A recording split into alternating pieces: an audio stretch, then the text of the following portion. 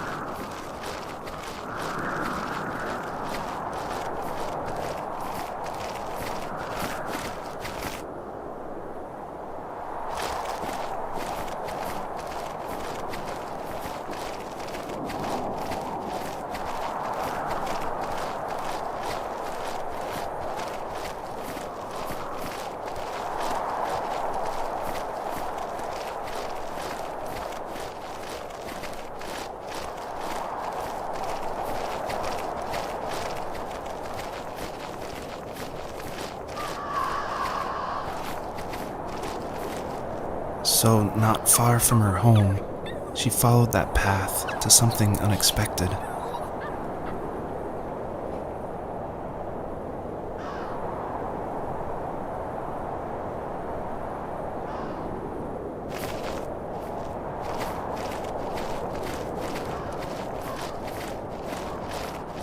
She couldn't stay, though. She had to find her other 2 children. So she took that path. She followed it towards something ancient.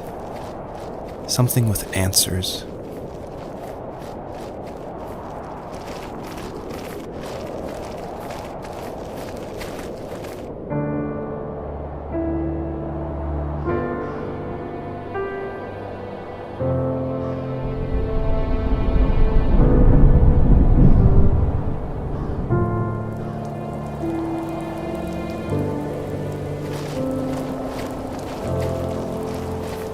The fox looked high and low, searching for any sign of her cubs. Points of light showed the way to this ancient tree. It was as if each one had a story to tell, all their own. The land was trying to tell my story, too. I felt like I was right behind her the whole time.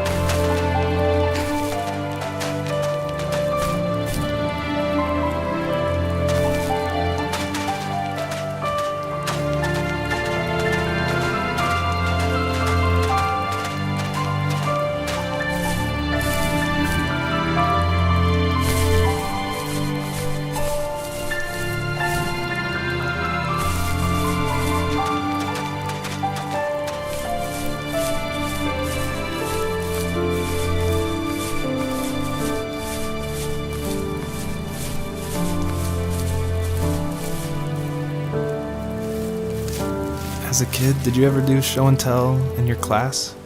Yeah, I think I only did it once, when I was in the 4th grade. You know how my life was around then. I wanted to show my class what helped pass the time and distracted me. So I brought a dozen paper cranes I had made. I think I told everyone how badly I wanted to be a bird and fly, embarrassingly enough. Don't be embarrassed. Every kid wants to fly. For me, it was another toy from my dad, a wooden boat. I remember guarding it so carefully in my hands as I walked into class. When I sat down, a group of boys immediately made fun of it. They asked which trash can I found it in, or why an ugly log was my favorite toy. When I got up, I didn't even want to tell them my dad had carved it. I said it was a joke gift my friends had given me. Kids can be so cruel. Some of them are. I shouldn't have let them get to me, but it did. It's amazing we bounced back at all.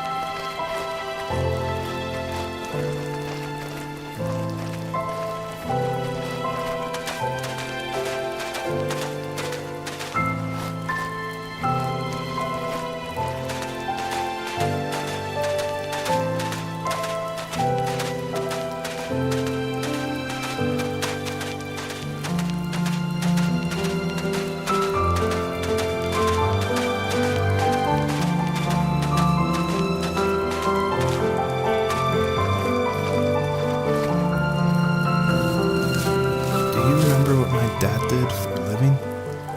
Wasn't he like a lumberjack? That's one way of putting it. If wood was a canvas, then a carving knife was his paintbrush. Even after working a 50-hour week, even after his hands were more splinters than skin, he would bring home the nicest piece of Alaskan weeping cedar and make me toys. That wooden train was the first toy I can remember, and I loved it. I just knew from a young age I was going to be a lumberjack, like my father.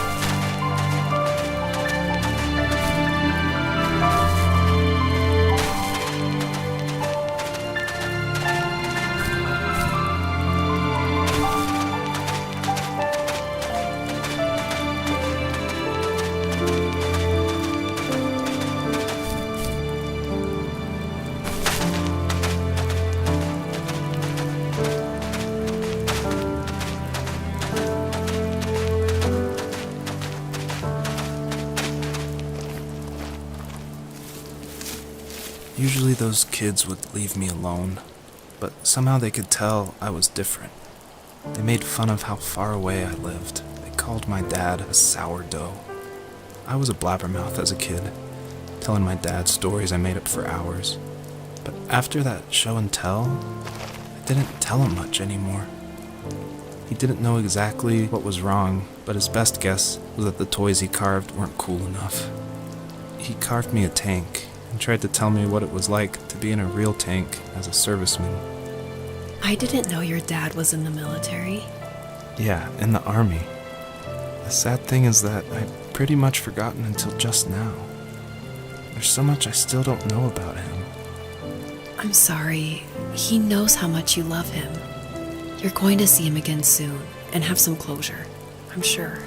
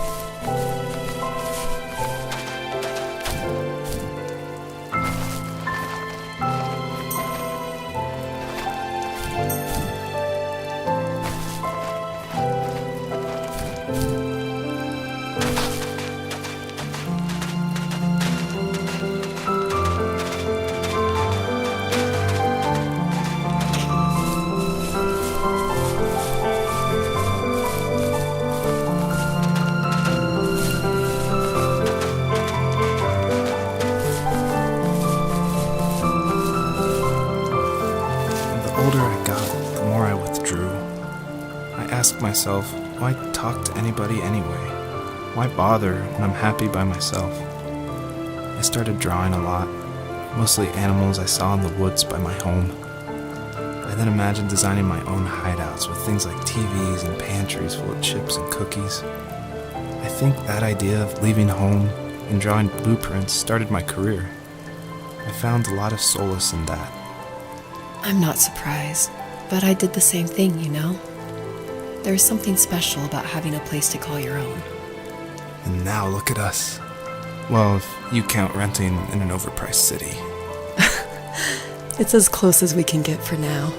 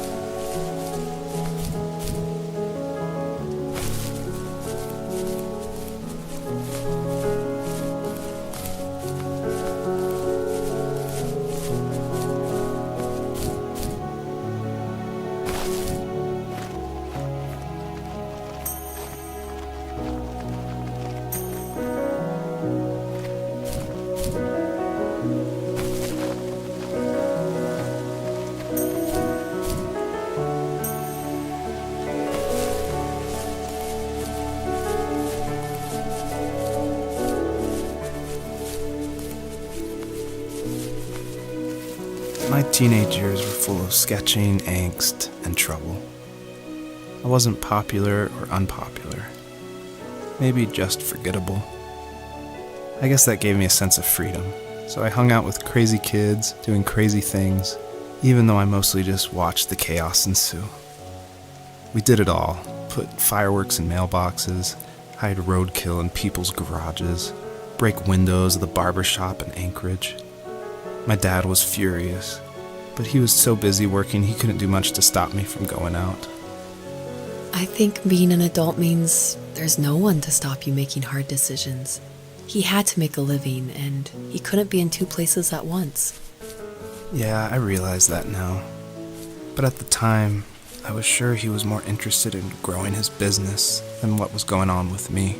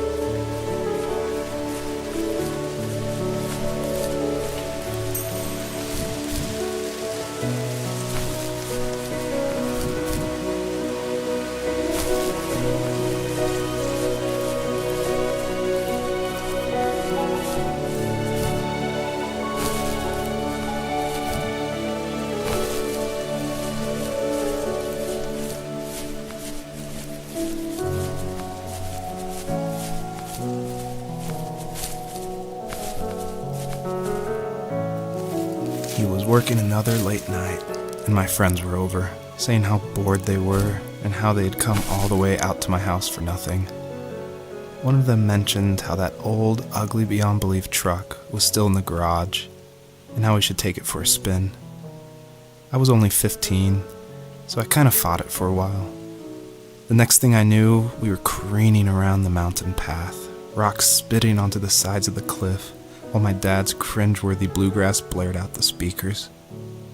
I drove while my friends were in the back of that yellow and purple truck, throwing beer bottles and trash at anything remotely interesting.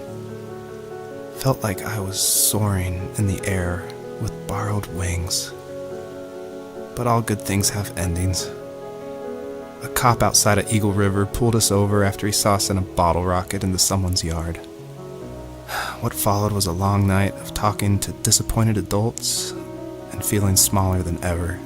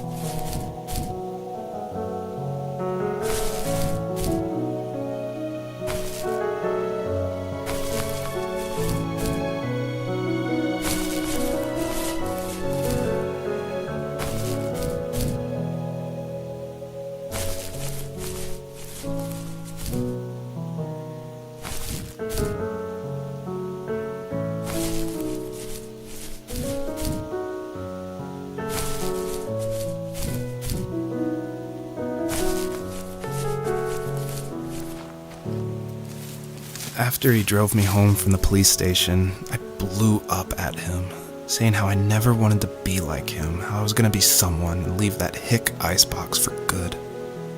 He just looked forward at the road with tired eyes.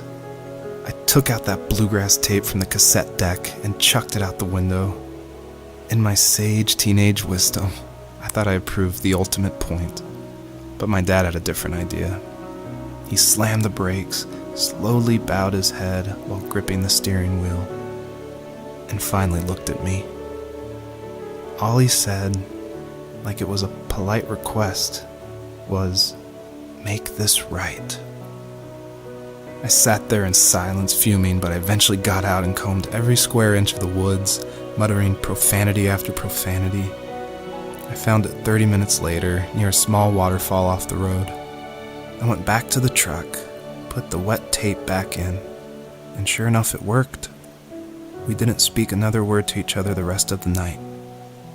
Wow, I knew you were a crazy teenager, but... It's hard to believe, isn't it? Surprises me too. It's like I didn't really know who that kid was back then.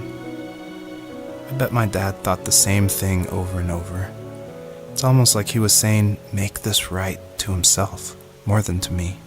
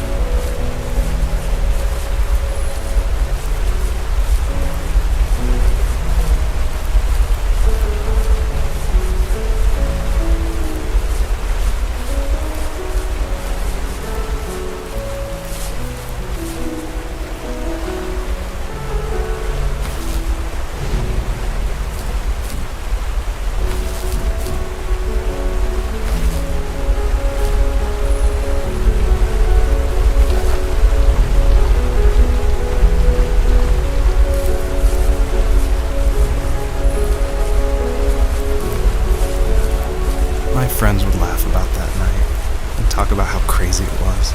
And I laughed along, pretending it didn't bother me. But it did. I imagined my friends growing old in the bush and able to find that thrill in those godforsaken ice fields. It's like those mountains were a literal wall keeping me from leaving, where all I would have to look forward to are lumber yards and evening beers. I had to climb over. That was my only goal for a long time.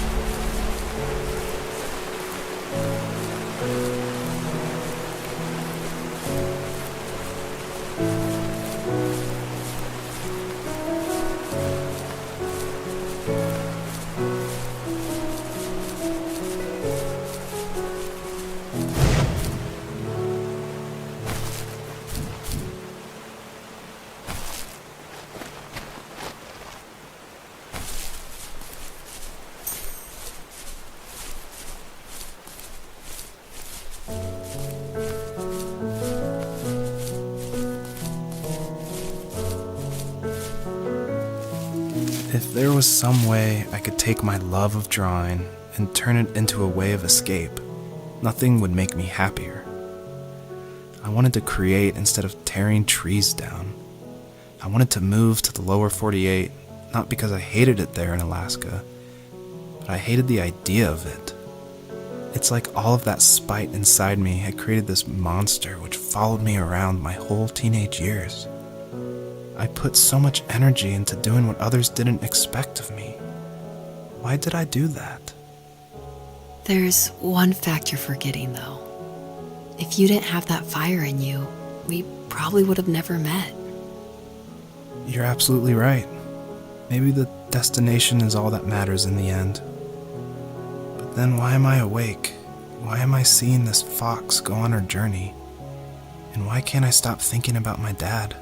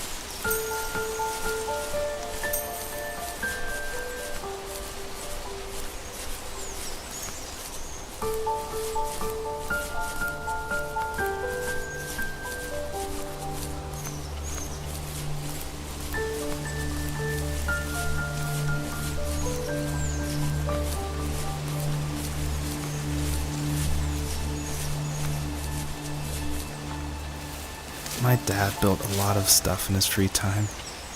If he wasn't watching fly fishing or reading Tom Clancy novels, He was carving something. He made tons of birdhouses. Not that he was into bird watching, but I think he really missed working and adding on to the home. If he couldn't afford the time to build onto our own house, he would have to settle with watching birds move into their little homes. We kept an old mattress in the bed of that ugly yellow truck, so we would drive it deep into the woods and then watch the birds fly into their houses while the sun set.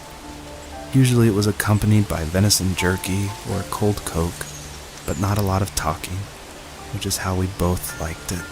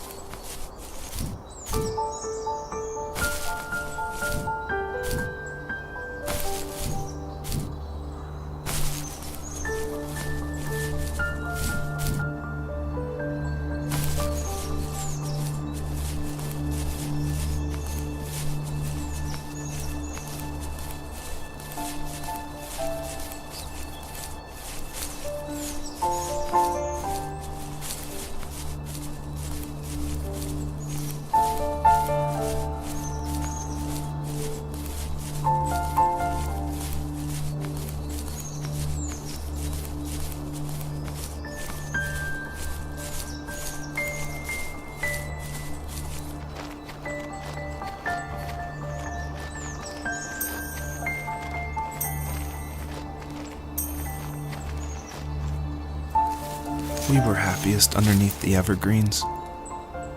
We decided it was time to finally map out the hundreds of acres we lived on just to pass the time during the summer. He was only free in the evenings, so I would spend the day wasting time on dial-up internet and sketching, and then we would rush into the woods, pen and map in hand, before evening fell. Sometimes the aurora borealis would cast a cold green glow on the mountainside, and we would finish our route underneath a twilight sky. Sometimes I was lonely during those summer days, but there was comfort in the routine. A lot of teenagers aren't looking for the daily grind, though. There's nothing wrong with wanting to get out, to leave your childhood home. You wanted to progress, to make something of yourself. Yeah, you're right. That house. I'm sure it's the same as how I left it. But then why does it feel so different? I doubt you're the only adult to have looked back and asked that question.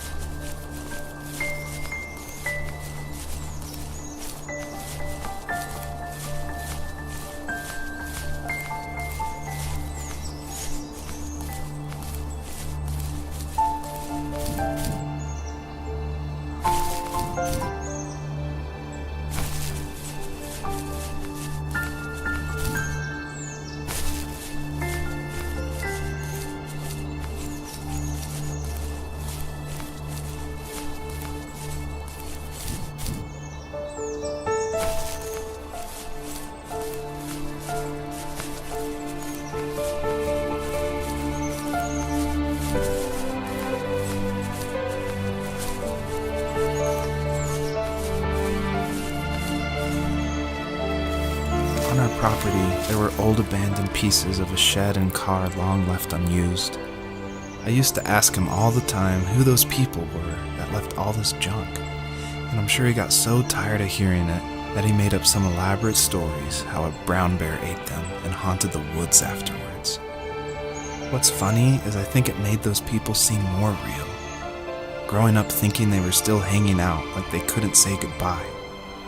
I used to tell my friends how I could swear I saw spirits move near the water, and that always freaked them out. I guess it didn't bother me, because the way I saw it, they were normal people with old cars and sheds, just trying to figure out how to survive and be happy in the middle of nowhere. It was a cool thought that they didn't want to leave, but I was a weird kid. Well, you had good company since those ghosts like living in a place where they were brutally devoured.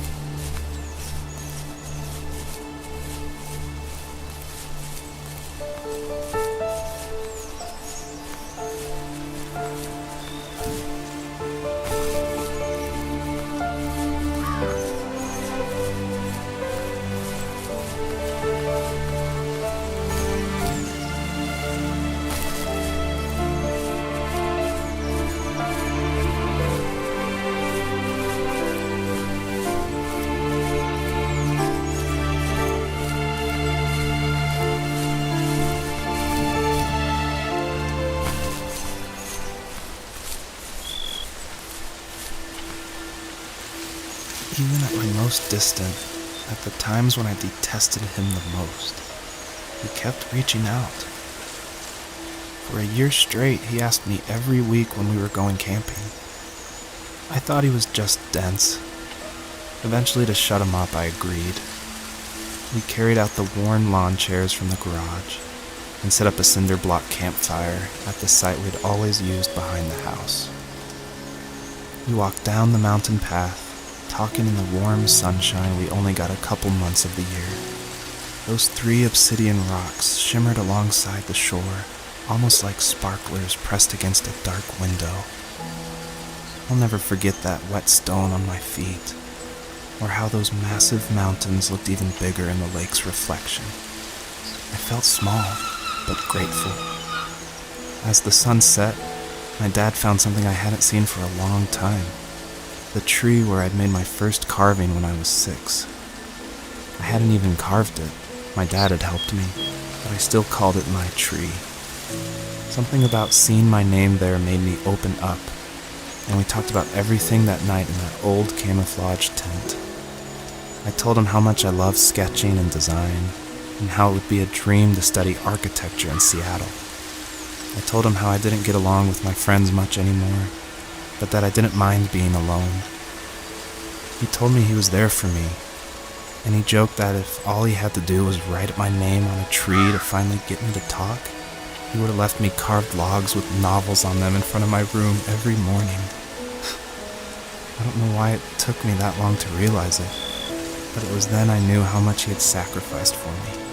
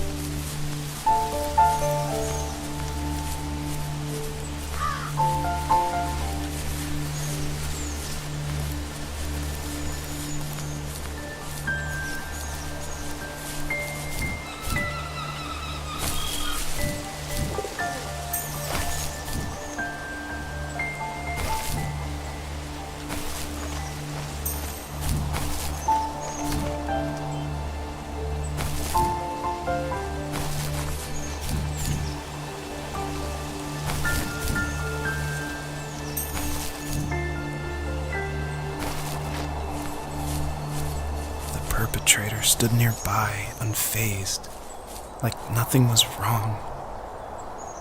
My dad is dead, and he's never coming back, Rachel. I can tell you these stories, but I can never reminisce with him again. He can never hold a grandchild that we'll probably never be able to have. I can never talk to him again, and I'll never be able to say I'm sorry.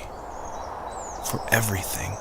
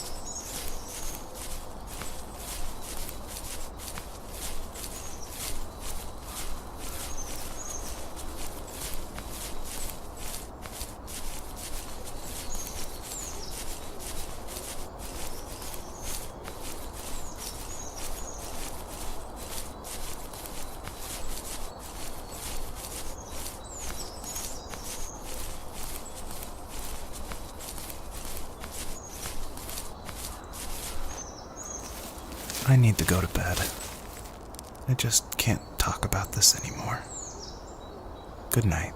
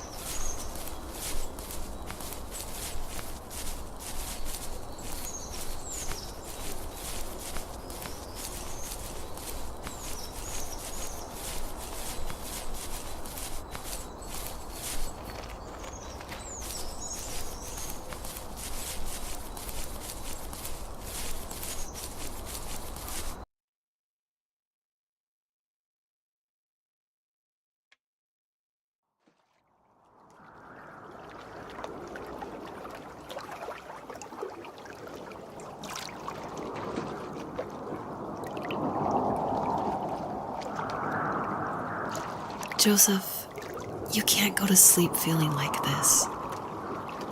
I'm sorry for everything, and I know you need space, but I'm here for you.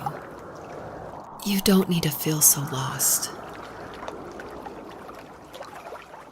Joseph, have I ever told you what my mother was like?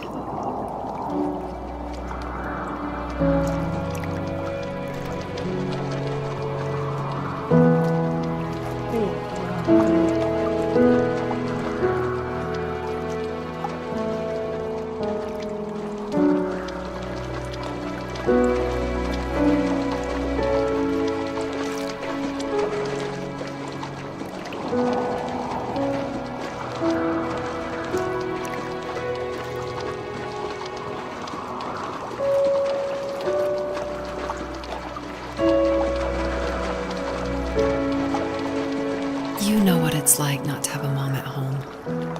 And you know how hard that made my childhood. What helped me was watching the birds in the morning before the school bus came. I thought that my mother was one of those birds, and it made me want to be free like her.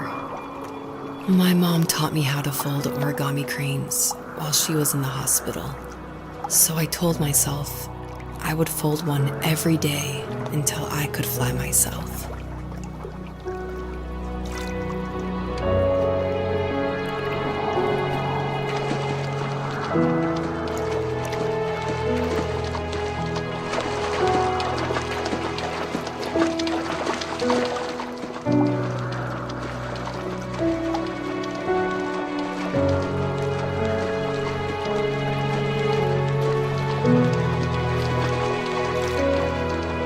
I think we both have always loved animals, and for me that love started with a dog.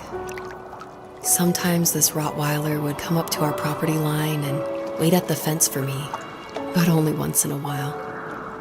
I was sure to check every day immediately after school, and it usually ended in disappointment. I would even steal money from my passed-out dad just so I could buy these off-brand dog biscuits. Even when she did stop by, she never went beyond the fence. Why was she so scared?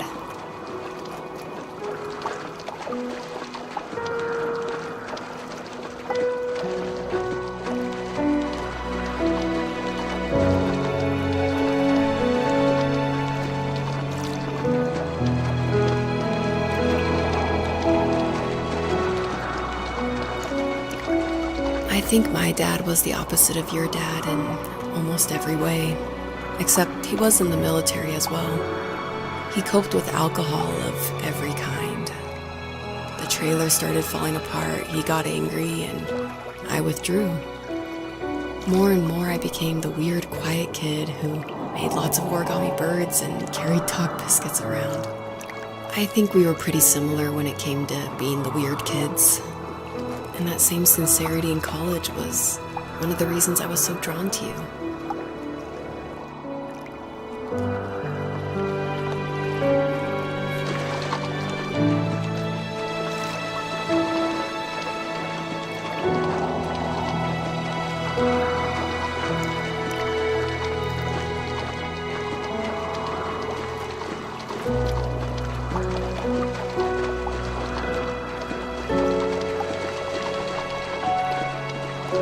Life got worse and worse, and at one point, I really didn't think I could survive another day with my soul still intact. I had no real friends, let alone neighbors, since we lived in the middle of nowhere. I should have talked to my teacher, but I was scared what he would do if he found out. As I waited for the school bus one morning, I walked around until I found something in an abandoned shed.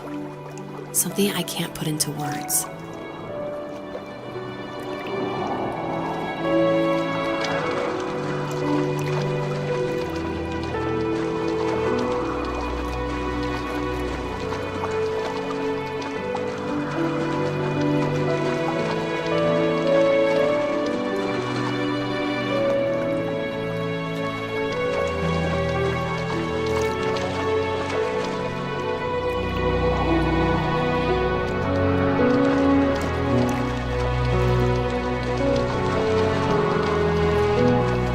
I summoned courage I didn't know I had, and I broke into my dad's room and found the key to the shed where he had locked my bike. I'll never forget that feeling, of the wind rushing by my ears as the sun rose over fields of wheat. I was flying for the first time. I biked as far as my legs could take me until I found a house that felt friendly, and that felt like home. Those strangers helped me in so many ways. And if it wasn't for them, I wouldn't have found my foster family. And if it wasn't for my parents, I wouldn't have met you.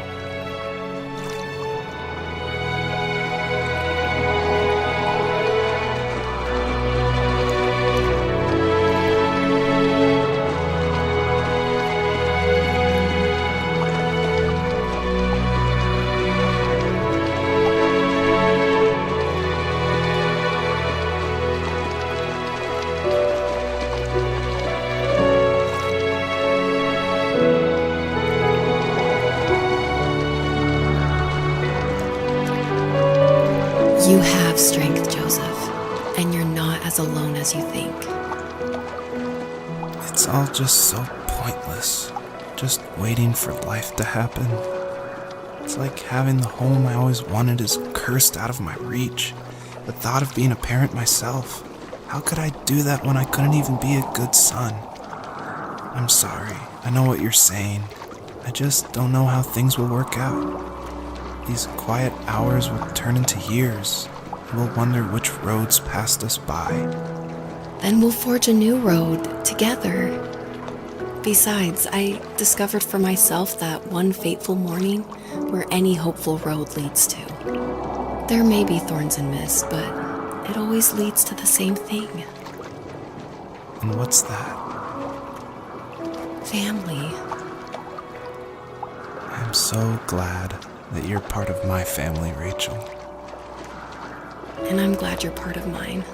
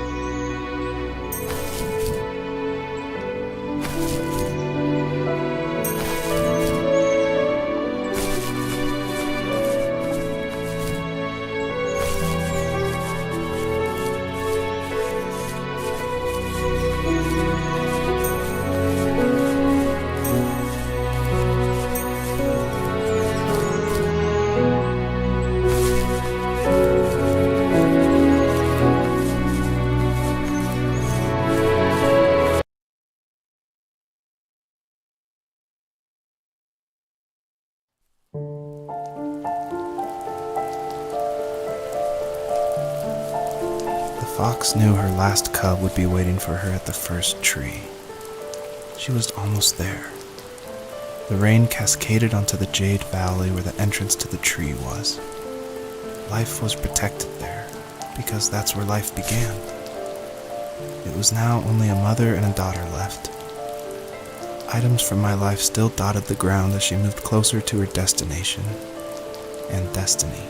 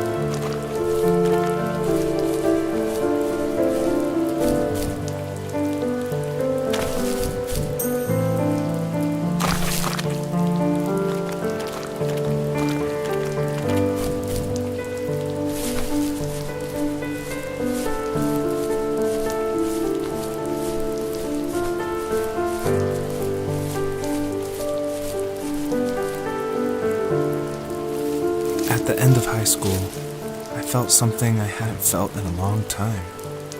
Drive. I looked into the best architecture schools on the West Coast, then got a dose of reality when looking at other students' portfolios and the high cost of tuition. I still wanted to be something, to be the next Alvaro Siza, and to make those thousands of sketches worth something in my grand history. But now even an internship sounds impossible. Siza helped me understand how essential emotion is in architecture, and he also said light is the real composer of space. I like to think these glints of light, like not finding a job or even a strange dream about a fox, are something I should be thankful for, even if the illuminated space is something I'm less than comfortable with.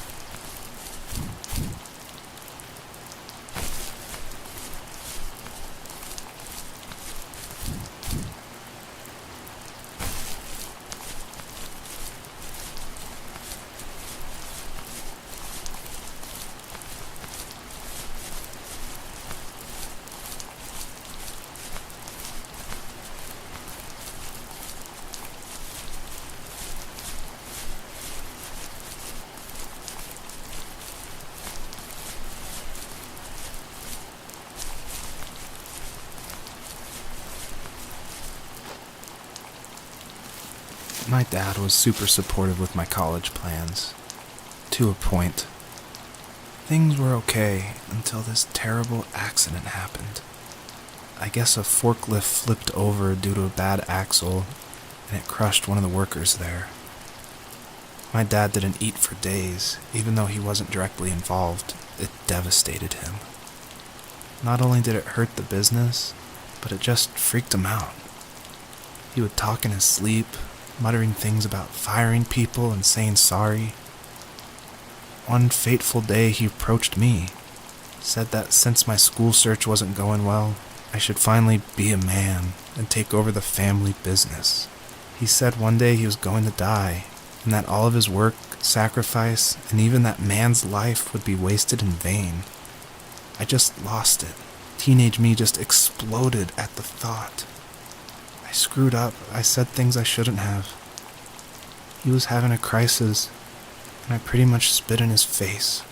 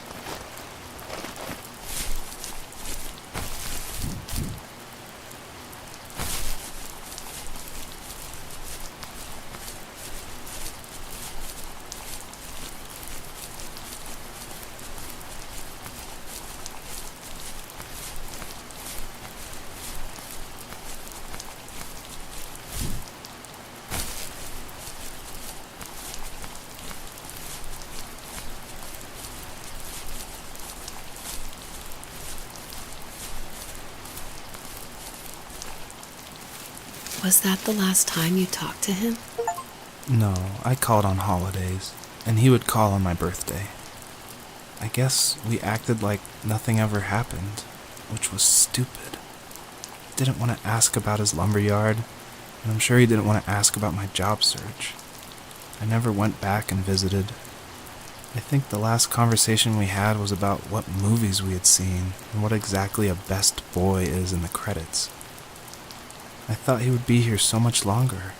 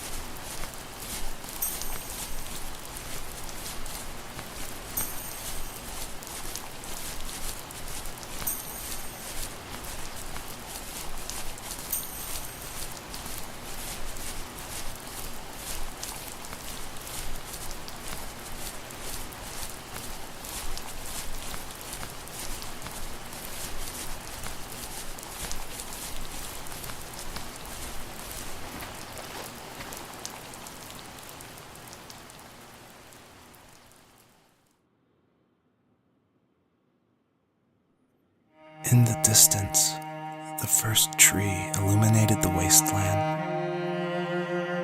She couldn't go home anymore. She did the only thing she was capable of: moving forward. My dad died alone in the middle of the wilderness. I should have been talking to him more. I should have done a lot of things differently. If the first tree on earth brought life with it, if it taught the birds to sing and fly and showed saplings how to grow, what could it do for us?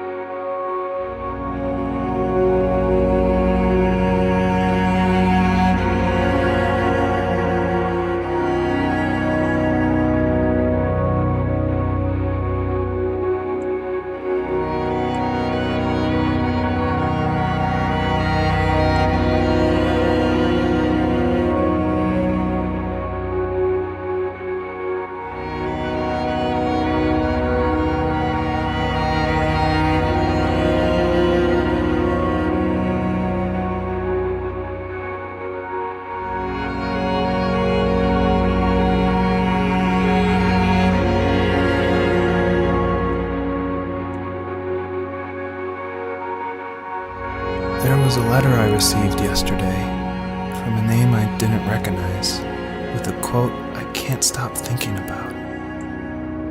Death is not the opposite of life, but a part of it. More and more, I'm realizing one important truth. Each of us have our own journey to the first tree, but sometimes I'm not sure I'm ready to take that first step. You already have my love,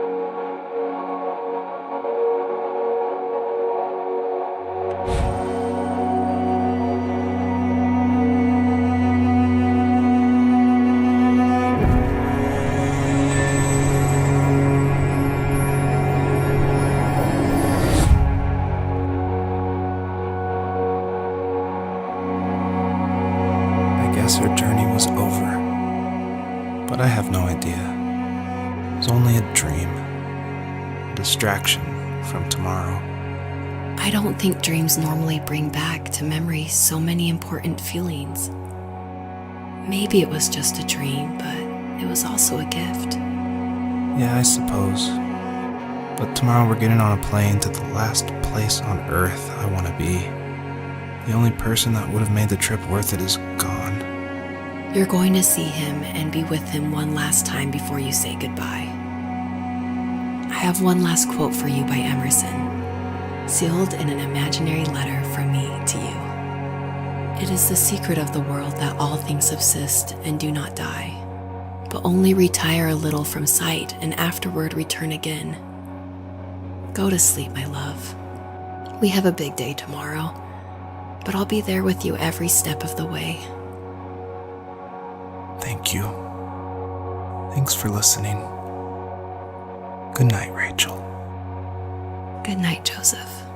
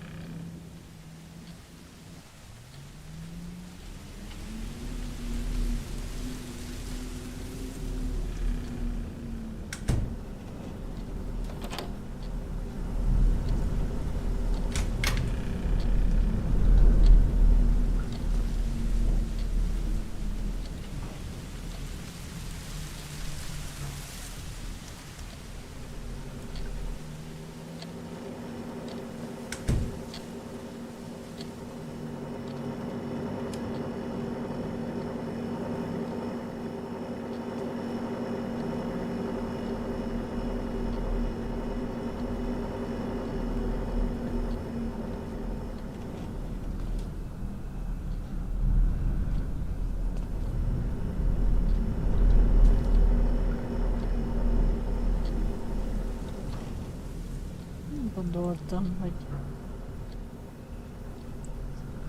nem a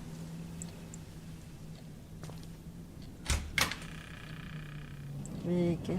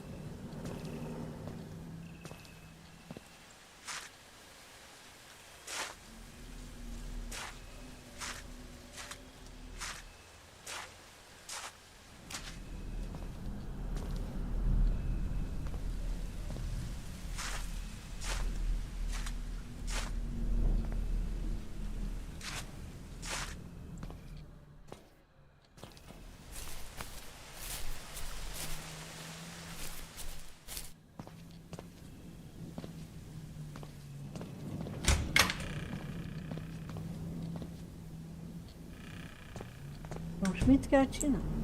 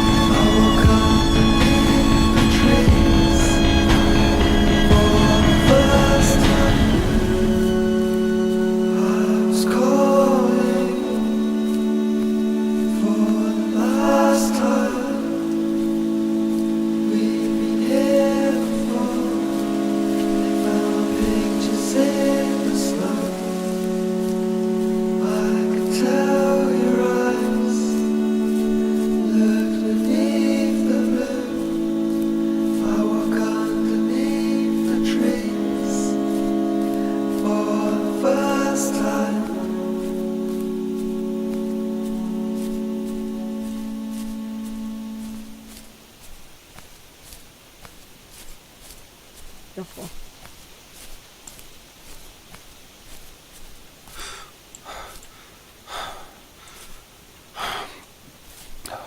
What is this?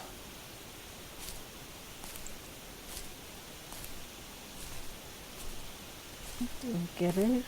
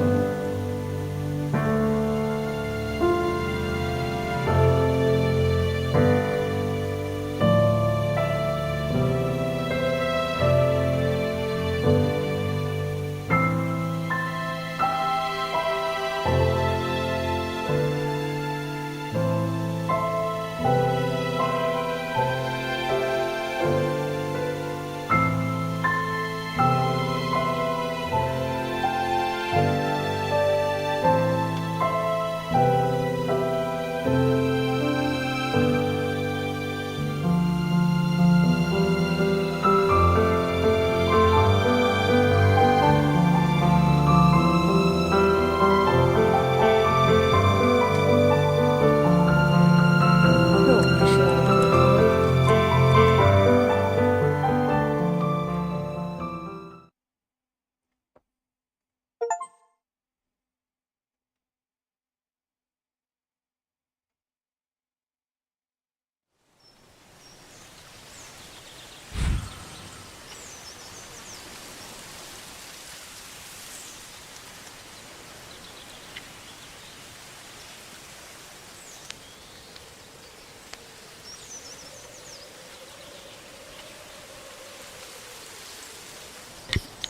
Jó, elmentem, le van a screenet.